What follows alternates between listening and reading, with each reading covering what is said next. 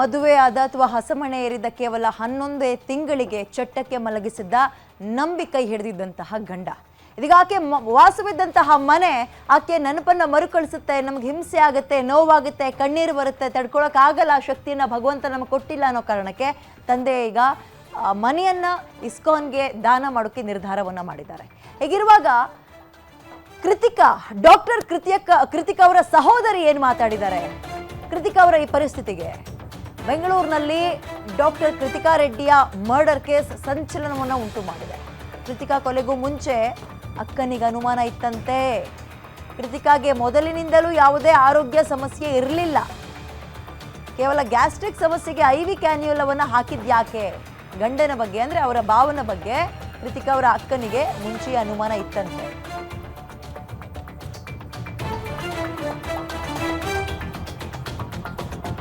Okay, ಇಡೀ ಫ್ಯಾಮಿಲಿಯೇ doctor family. ಇದು ನಿಖಿತಾ ಅಂತಿದಾರಲ್ಲ, ಅವರು ಕೂಡ ಡಾಕ್ಟರೇ.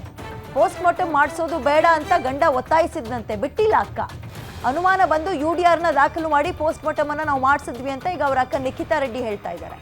ಹೆಂಡತಿಯ ಪೋಸ್ಟ್ ಮಾರ್ಟಮ್ ನೋಡಬೇಕು ಅಂತ ಗಂಡ ಫೋರ್ಸ್ ಮಾಡ್ತಾ ಇದ್ನಂತೆ. ಕೃತಿಕಾ ಬಟ್ಟೆ, ಸರ್ಟಿಫಿಕೇಟ್, ಒಡವೆ ತಗೊಂಡು ಹೋಗಿದ್ರು ಅವ್ರ ಗಂಡ. FSL ರಿಪೋರ್ಟ್ ಬಂದ ಬಳಿಕ ನಮಗೆ ಶಾಕ್ ಆಗ್ಬಿಡ್ತು. ಅನಸ್ತೇಶಿಯಾ ಡೋಸ್ ಜಾಸ್ತಿ ಆಗಿರೋದು.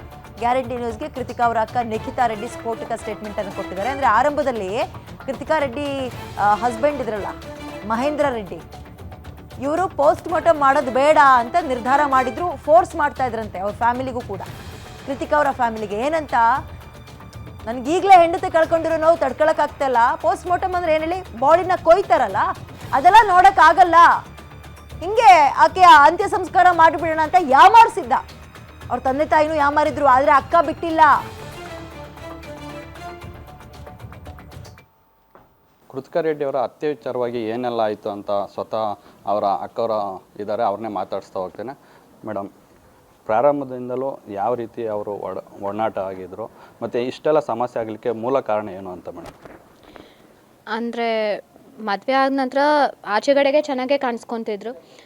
ಮಹೇಂದ್ರ ಅವರು ಅಷ್ಟೇ ನಮ್ಮ ಅಪ್ಪ ಅಮ್ಮ ಜೊತೆ ಚೆನ್ನಾಗೇ ಸಂಬಂಧ ಬಳಸಿ ಆರಾಮಾಗೇ ಇದ್ದರು ಆವಾಗ. ಸೊ ಏನೂ ಸಂಶಯ ಪಡೋಂಥ ವಿಷಯ ಇರಲಿಲ್ಲ ಆವಾಗ. ಮೇಡಮ್, ಇಷ್ಟೆಲ್ಲ ಸಮಸ್ಯೆ ಆಗಲಿಕ್ಕೆ ಏನಾದರೂ ಪರ್ಟಿಕ್ಯುಲರ್ ರೀಸನ್ ಇತ್ತು ಮೇಡಮ್? ದಟ್ ಮೋಟಿವ್ ಏನು ಅಂತ ಪೊಲೀಸ್ ನಮ್ಗೆ ಇನ್ವೆಸ್ಟಿಗೇಟ್ ಮಾಡಿ ಹೇಳಬೇಕು, what is the motive behind this ಅಂತ. ಬಿಕಾಸ್ ನಾವು ಅಷ್ಟೇ ಶಾಕಲ್ಲಿದ್ದೀವಿ. ಅವನಿಷ್ಟು ದೊಡ್ಡ ಕ್ರೈಮ್ ಮಾಡಬೇಕು ಅಂದರೆ ಏನು ಉದ್ದೇಶ ಇರಬೇಕು ಇದರಿಂದ ಅಂತ. ಈ ಹಿಂದೆ ಏನಾದರೂ ಕೃತಿಕಾ ರೆಡ್ಡಿ ಅವರು ಏನಾದರೂ ಸಮಸ್ಯೆಯಿಂದ ಬಳಲ್ತಾ ಇದ್ರ, ಯಾಕಾಗಿ ಈ ಚಿಕಿತ್ಸೆಯನ್ನು ಅವರು ಪ್ರಾರಂಭ ಮಾಡಿದ್ರು ಅಂತ ಮೇಡಮ್? ಸೊ ಒಂದು ಕ್ಲಾರಿಫೈ ಮಾಡ್ತೀನಿ, ಅವಳಿಗೆ ಯಾವುದೇ ರೀತಿ ಕ್ರಾನಿಕ್ ಮೆಡಿಕಲ್ ಇಲ್ನೆಸ್, ಆರೋಗ್ಯದ ಸಮಸ್ಯೆ ಇರಲಿಲ್ಲ. ಸಣ್ಣ ಪುಟ್ಟ ಗ್ಯಾಸ್ಟ್ರೈಟಿಸ್ ಅಂದರೆ ಸ್ವಲ್ಪ ಟೆನ್ಷನ್ ತೊಗೊಂಡಾಗ, ಸ್ವಲ್ಪ ಅಂದರೆ ವರ್ಕ್ ಮಾಡಬೇಕಾದ್ರೆ ಇರುತ್ತೆ, ಒಂದೊಂದು ದಿನ ಊಟ ಮಾಡಿರಲ್ಲ ಜಾಸ್ತಿ ಹೊತ್ತು, ಆವಾಗ ಸ್ವಲ್ಪ ಗ್ಯಾಸ್ಟ್ರೈಟಿಸ್ ಅಂತ ಆಗ್ತಾಯಿತ್ತು.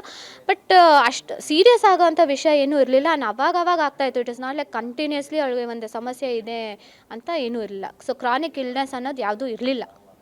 ಇದಕ್ಕೂ ಮುಂಚೆ ನಿಮ್ಮ ತಂಗಿಯವರು ಈ ಥರ ಆಗ್ತಿದೆ, ಏನು ಕುಟುಂಬದಲ್ಲಿ ಸಮಸ್ಯೆ ಆಗ್ತಿದೆ ಅಂತೇನಾದರೂ ವಿಚಾರ ಹಂಚ್ಕೊಂಡಿದ್ರು ಮೇಡಮ್ ತಮ್ಮಲ್ಲಿ?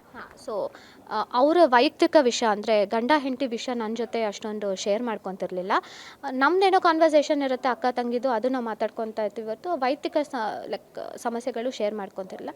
ಬಟ್ ಒಂದೇನೆಂದರೆ ಹೇಳ್ತಾ ಇದ್ಲು, ಅವ್ರ ಫ್ಯಾಮಿಲಿಯವರು ಸ್ವಲ್ಪ ಮಾನಸಿಕ ಕಿರುಕುಳ ಕೊಡ್ತಿದ್ರು. ಯಾವ ರೀತಿ ಅಂದರೆ, ಇದೇ ರೀತಿ ಬಟ್ಟೆ ಹಾಕ್ಕೋಬೇಕು, ಇದೇ ರೀತಿ ನಡ್ಕೋಬೇಕು, ವೆಸ್ಟರ್ನ್ ವೇರ್ ಹಾಕೋಂಗಿಲ್ಲ, ಎತ್ನಿಕ್ ವೇರೇ ಹಾಕ್ಕೋಬೇಕು, ಬಿಂದಿ ಇಟ್ಕೊಳ್ಳೇಬೇಕು, ತಾಳಿ ಹಾಕ್ಕೊಳ್ಳೇಬೇಕು, ಈ ರೀತಿ ತುಂಬ ರೆಸ್ಟ್ರಿಕ್ಷನ್ಸ್ ಹಾಕಿ ಒಂಥರ ಮಾನಸಿಕವಾಗಿ ಹಿಂಸೆ ಮಾಡ್ತಿದ್ರು.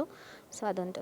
ಈ ಕೃತ್ಯ ನಡಲಿಕ್ಕೆ ಏನಾದರೂ ಈ ಹಿಂದೆ ಏನಾದರೂ ನನಗೆ ಏನು ಕೆನಲಲ್ಲಿ ಈ ರೀತಿ ಆಗ್ತಿದೆ, ಸಮಸ್ಯೆ ಆಗ್ತಿದೆ, ಈ ವಿಚಾರವಾಗಿ ಬಂದು ವಿಚಾರಿಸಿ ಅಂತ ಏನಾದರೂ ನಿಮ್ಮ ತಂಗಿಯವರು ನಿಮ್ಮ ಹತ್ರ ಹೇಳ್ಕೊಂಡಿದ್ದಿದೆಯಾ ಮೇಡಮ್? ಇಲ್ಲ. ಅಂದರೆ ನಾನು ಪ್ರೀವಿಯಸ್ ಡೇ ಹೋದಾಗ ಕಾಲಲ್ಲಿ ಹಾಕ್ಕೊಂಡಿದ್ದದ್ದು ನೋಡಿಬಿಟ್ಟು ನಾನೇ ಪ್ರಶ್ನೆ ಮಾಡಿದೆ, ಏನಕ್ಕೆ ಕಾಲಲ್ಲಿ ಹಾಕಿದ್ದಾನೆ IV ಕ್ಯಾನ್ಯುಲಾ, ಅಂಥ ಸಮಸ್ಯೆ ಏನಿದೆ ಅಂತ ಕೇಳಿದಾಗ, ಇಲ್ಲ ಗ್ಯಾಸ್ಟ್ರೈಟಿಸ್ ಇದೆ ಅಷ್ಟೇ, ಬಟ್ ಮಹೇಂದ್ರ ರೆಡ್ಡಿ ಇದು IV ಹಾಕ್ಕೊಳ್ಳೇಬೇಕು ಅಂತ ಹೇಳಿಬಿಟ್ಟು ಅವ್ರ ಮನೆಯಿಂದನೇ ಹಾಕ್ಸ್ಕೊಂಡು ಕರ್ಕೊಂಬಂದಿರೋದು ಇಲ್ಲಿಗೆ. ಸೊ 3 ದಿನ ಇಟ್ಕೊಂಡಿದ್ದಾಳೆ. 3 ದಿನದಿಂದ ಹಾಕಿಸಿ ಅವ್ನು ಹಂಗೆ ಇಟ್ಟು, ಅದು ಕಾಲೆಲ್ಲ ಊತ ಬಂದು ಎಲ್ಲ ಮಾಡಿ, ಇವಳು ನೋವಾಗ್ತಿದೆ ನನಗೆ, ಅದು ತೆಗಿತೀನಿ ಅಂದರೂ ಸಹ, ಇಲ್ಲ ನೀನು ತೆಗಿಯೋಂಗಿಲ್ಲ, ಇನ್ನೊಂದು ಲಾಸ್ಟ್ ಡೋಸ್ ಹಾಕಿಬಿಟ್ಟು ನಾನು ಅದನ್ನು ನಿನಗೆ ಪರ್ಮನೆಂಟಾಗಿ ನೋವೇ ಬರ್ದಂಗೆ ನೋಡ್ಕೊತೀನಿ ಅಂತ ಹೇಳಿಬಿಟ್ಟು ತಿಳಿಸುವಂಥದ್ದು. ಸೊ ನಾನು ಹೇಳಿದೆ, ನಾನು ತೆಗಿತೀನಿ, ಇಷ್ಟೊಂದು ನೋವು ಸ್ವೆಲ್ಲಿಂಗ್ ಎಲ್ಲ ಇದೆ ನಿನಗೆ, ಇಟ್ ಇಸ್ ನಾಟ್ ಗುಡ್, ಆ ಥರ ಹಾಕ್ಕೊಬಾರ್ದು ಅಂತ ಹೇಳಿದ್ದಕ್ಕೆ, ಇಲ್ಲ ಮಹೇಂದ್ರ ರೆಡ್ಡಿ ಕ್ಲಿಯರಾಗಿ ಹೇಳಿದ್ದಾರೆ, ನೀನು ಅದನ್ನು ತೆಗಿಲೇಬಾರ್ದು, ಹಾಗೆ ಇಟ್ಕೊಬೇಕು. ಮೇ ಬಿ ಅವ್ನು ಭಯದಿಂದ ಇವಳು ತೆಗ್ದಿಲ್ಲ, ಯಾಕೆಂದರೆ ಅವನೇನಾದರೂ ಕೋಪ ಮಾಡಿಕೊಂಡು ಬೈದು ಇದು ಮಾಡ್ತಾನೆ ಅಂತ ಹೇಳಿಬಿಟ್ಟು ಹಾಗೆ ಇಟ್ಕೊಂಡಿದ್ಲು. ಮೇಡಮ್, ಅತ್ತೆಯಾಗಿ 6 ತಿಂಗಳ ನಂತರ ಏನು ರಿಸಲ್ಟ್ ಬಂದಿರೋವಂಥದ್ದು, ಇದ್ರ ಮಧ್ಯೆ ಏನಾದರೂ ನಿಮ್ಗೆ ಅನುಮಾನ ಕಾಡಿರೋವಂಥದ್ದು ಇದೆಯಾ ಮೇಡಮ್? ಅಂದರೆ ಈ ಮಧ್ಯಾಹ್ನ ಮಧ್ಯ ಅಂದರೆ ಏನು ಮಾಡಿರ್ತಾರೆ, ಇದು ಮದುವೆ ಕೊಡಿಸಿರೋ ಬಟ್ಟೆ ಮತ್ತು ಲೆಹೆಂಗಾ ಮತ್ತು ಜ್ಯುವೆಲ್ರಿ ಮತ್ತು ಅವ್ರು ಓದಿರೋ ಎಲ್ಲ ಮೆಡಿಕಲ್ ಸರ್ಟಿಫಿಕೇಟ್ಸು ಅಪ್ಪ ಅಮ್ಮ ಮತ್ತು ಮಗ ಬಂದು ತೊಗೊಂಡು ಹೋಗಿರೋಂಥದ್ದು. ಆಮೇಲೆ ಇದು ಮಹಾಲಯ ಅಮಾವಾಸ್ಯೆಗೆ ಪೂಜೆಗೆ ಇಡಬೇಕು ಅಂತ ಹೇಳಿಬಿಟ್ಟು ಅವ್ರು ಕೊಡಿಸಿರೋ ಒಡವೆಗಳೆಲ್ಲ ತೊಗೊಂಡು ಹೋಗಿರುವಂಥದ್ದು. ಇದ್ರ ಮಧ್ಯೆ ಏನಾದರೂ ಡೆತ್ ಆದಮೇಲೆ ನೀವು ಇದಕ್ಕೂ ಮುಂಚೆ ಕಂಪ್ಲೇಂಟ್ ಕೊಡೋದಾಗಲಿ, ಇಲ್ಲ ಈ ಸಾವಿನ ಪ್ರಕಾರವಾಗಿ ನಮಗೆ ಅನುಮಾನ ಇದೆ ಅನ್ನೋಂಥ ವಿಚಾರವಾಗಿ ಸ್ಟೇಷನ್ಗೆ ಏನಾದರೂ ಸಂಪರ್ಕ ಮಾಡಿದ್ದಾರೆ ಮೇಡಮ್? ನಾವು UDR ರಿಜಿಸ್ಟರ್ ಮಾಡಿಸಿ ಪೋಸ್ಟ್ಮಾರ್ಟಮ್ಗೆ ರಿಕ್ವೆಸ್ಟ್ ಮಾಡಿದ್ವಿ. ಆವಾಗ ಏನಕ್ಕಂದರೆ ನಾರ್ಮಲ್ ಹೆಲ್ದಿಯಾಗಿರೋ ಹುಡುಗಿ ರಾತ್ರಿ ಮಲ್ಕೊಂಡು ಬೆಳಗ್ಗೆ ಇಲ್ಲ ಅಂದರೆ ಶಾಕಿಂಗ್ ಆಗುತ್ತೆ. ನಮಗೆ ರೀಸನ್ ಗೊತ್ತಾಗಬೇಕಿತ್ತು ಏನಕ್ಕಿದು ಅಂತ. ಪ್ಲಸ್ ಇವನು ಸಸ್ಪಿಷಿಯಸ್ ಆಗಿ ಬಿಹೇವ್ ಮಾಡ್ತಿದ್ದ. ಅಲ್ಲಿ ಹೋಗ್ಬಿಟ್ಟು ನಾನು ಫಸ್ಟ್ ಅವ್ರ ಪೇರೆಂಟ್ಸು ಇವನು ಪೋಸ್ಟ್ಮಾರ್ಟಮ್ ಬೇಡವೇ ಬೇಡ, ನಮ್ಮ ಬಾಡಿನ ಕೊಟ್ಬಿಡಿ, ನಾವು ತೊಗೊಂಡು ಹೋಗ್ತೀವಿ, ಅಲ್ಲೇ ಮಣ್ಣು ಮಾಡ್ಕೊತೀವಿ ಅಂತ ಇಲ್ಲ. ಮತ್ತು ಇವನು ನಾನು ಒಳಗಡೆ ಹೋಗ್ಬಿಟ್ಟು ಸ್ವಂತ ಹೆಂಡ್ತಿದೆ ಪೋಸ್ಟ್ಮಾರ್ಟಮ್ ನೋಡಬೇಕು ಅಂತ ರಿಕ್ವೆಸ್ಟ್ ಮಾಡ್ಕೊತಿದ್ದ.